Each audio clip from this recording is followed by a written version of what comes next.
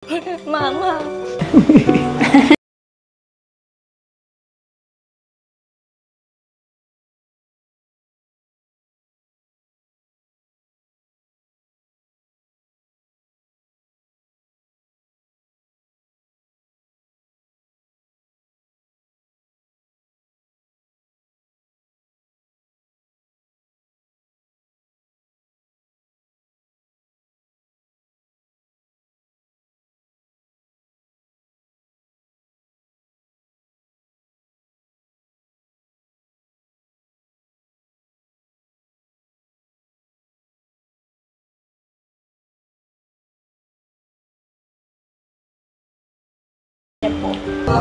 Grabe na eh. Grabe ang kanta mo bro, napayak sila na eh. Iba mo naman yung kanta ko.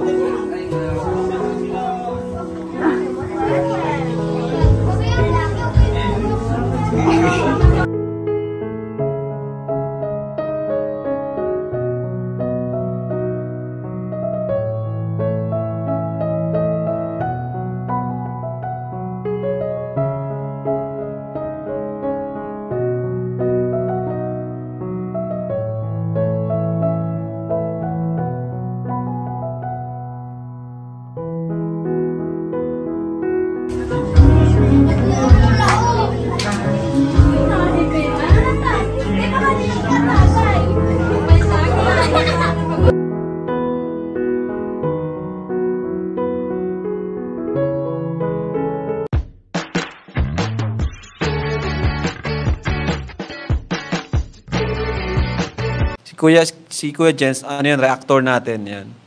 Official reactor. Hello mga kalingap, welcome back sa aking YouTube channel. This is Kuya Jens. So bago ka lang sa aking YouTube channel, huwag niyo po kalimutan mag-subscribe at click the bell button para like updated sa mga bago upload na video.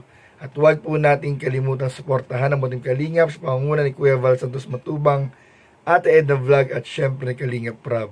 At pakisuportahan din pa ang mga kasamahan sa Butim Kalingap. Nandiyan po ang K-Boys, Kalingap Partner, Kalingap Reactor at lahat po ng charity vloggers sa buong Pilipinas na tumutulong sa mga kabayan natin na nangangailangan at mahihirap.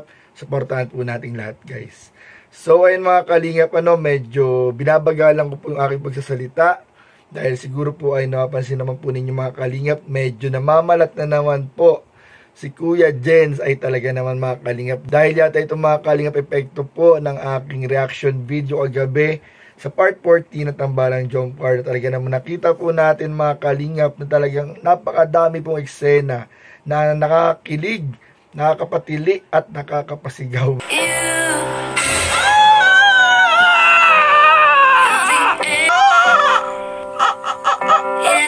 Eto na guys! Umbira! Puro slow motion! Yun na! Mga Kalingap, kaya ito epekto na naman kay Kuya Jens. Nawala na naman tayo ng boses mga Kalingap, kaya bear with me mga Kalingap, pasensyahan nyo na po yung boses ko.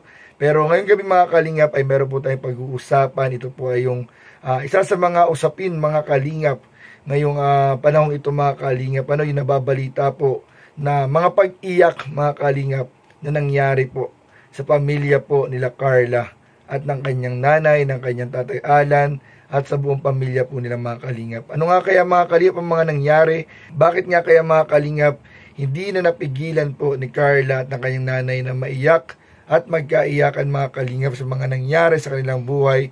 Tara, pag-usapan po natin yan mga Kalingap. Pero bago yun, panoorin po muna natin ang video ito in 5, 4, 3, 2... Mama.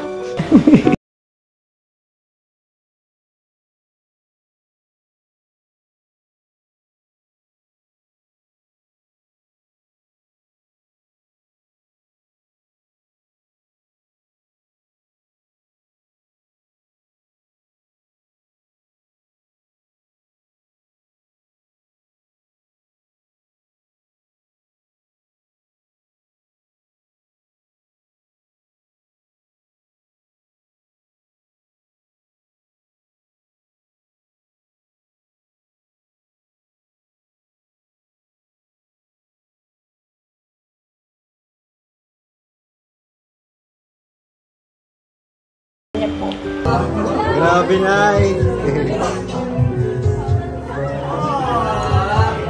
Grabe ang kanta mo bro, napaiyak si nanay.